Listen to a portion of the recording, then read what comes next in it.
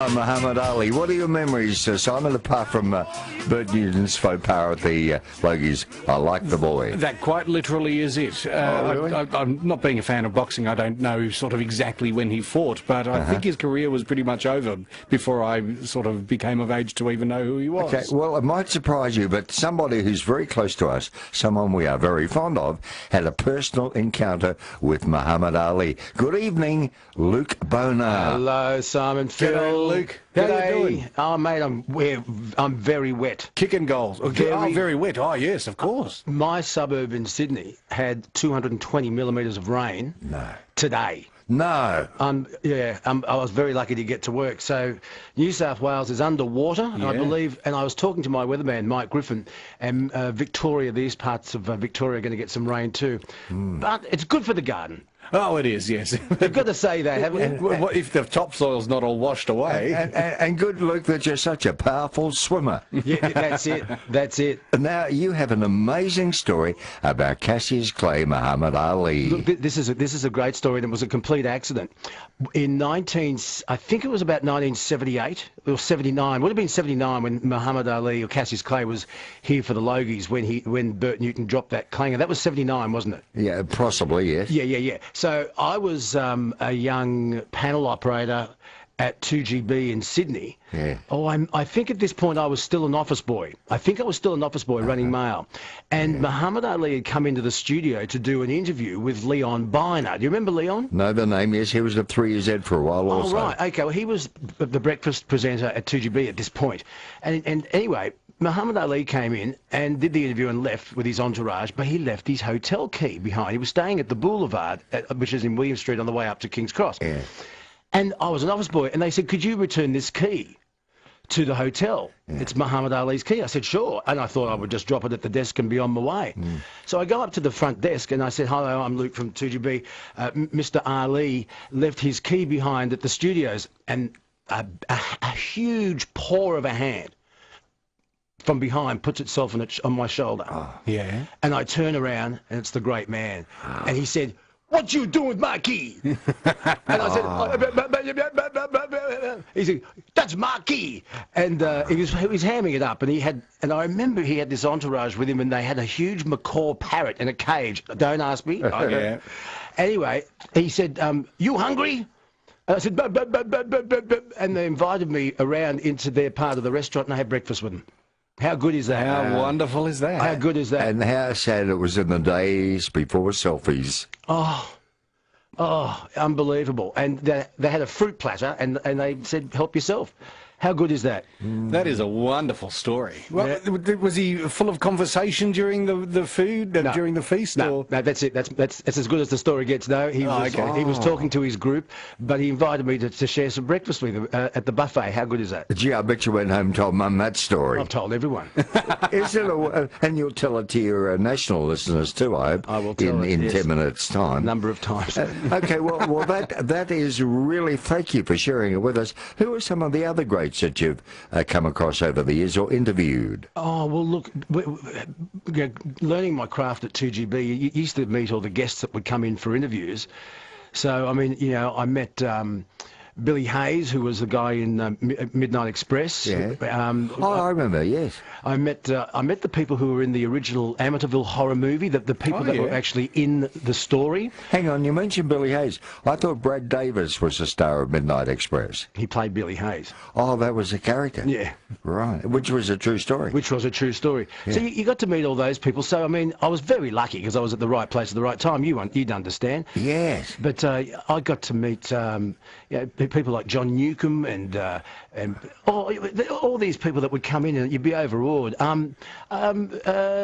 What's his name?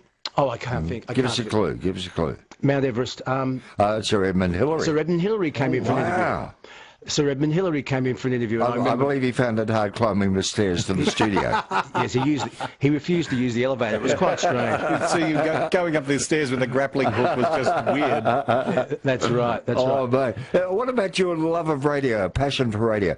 For most of us, it started very young. Is that true of you, Luke? Yeah, it started when I always was a big consumer of radio. I loved listening to the radio, to the wireless. But I remember being at the Royal Easter Show, And I used to listen to Malcolm T. Elliott on 2UW. And they were doing an outside broadcast in the caravan. And I stopped and I watched this going on. He was clowning around with his sidekick, Peter Shanahan. And they were hitting each other with newspapers and having fun. And my jaw dropped and I said, that's what I want to do. Yeah. It was an absolute life-changing moment watching them in this outside broadcast caravan at the Easter show. And prior to that, what had you planned? Oh, God. For a career? Oh, rock star. Oh, of course. It's not too late. International rock star. International rock star. Yeah. Nothing less. Do you play any musical instruments? Well, I kept waiting for Charlie Watts to retire from the Rolling Stones because I was ready to slip straight in. Yeah. Hey, buddy, what are some of the great concerts you've been to see? Oh, that's a tough one. Like, did you see Barbara Streisand or Bette Midler when they were here? No, okay, I can tell you, I saw the great Ella Fitzgerald. Oh, yeah. And at the Opera House, but that was at obviously the end of her career. And in the same month, I saw Peggy Lee at the same venue. Oh, how good is that? Well, it gave me a great comparison to the two artists. Very different. But, yeah, that was great. The great Count Basie, I got to meet Count Basie. So, yeah.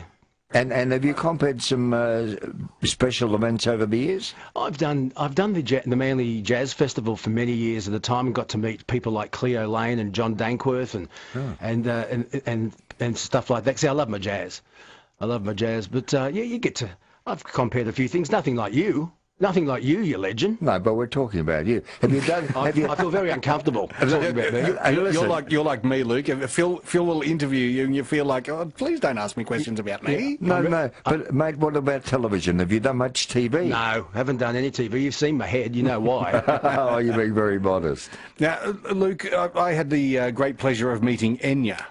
Oh, yeah, the singer. Yes, who's very reclusive, doesn't do publicity generally as a rule, but she did happen to come out here and was interviewed on the afternoon show on 3AW whilst I was working on it at the time. She was a tiny little thing, but it was just such a thrill. And it's strange sort of haunting music that she does, isn't it? Yeah, quite bizarre. Yeah. And another one who I also got to meet when doing afternoons back then was Claudia Schiffer. I think you'd appreciate that.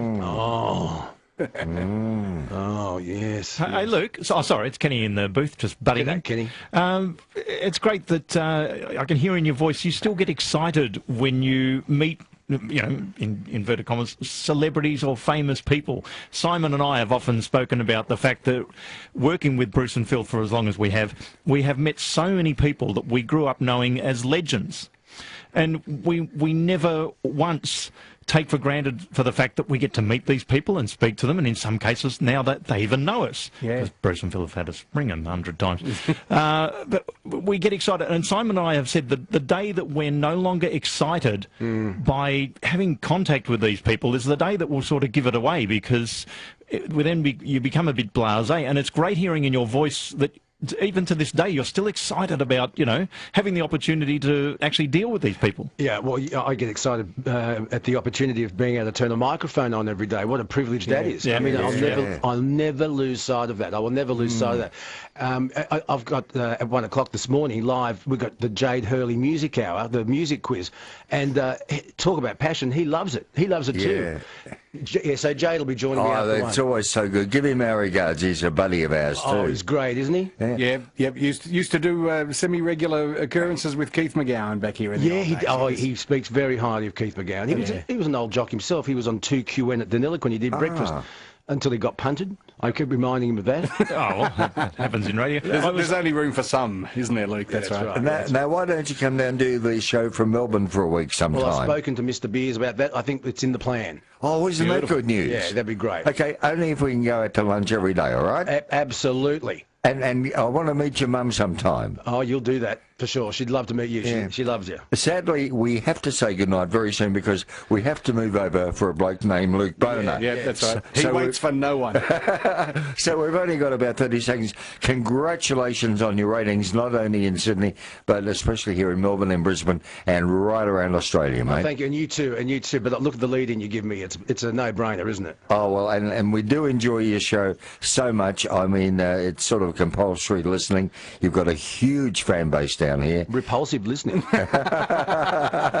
And mate, thanks for sharing the memories of Muhammad Ali with us.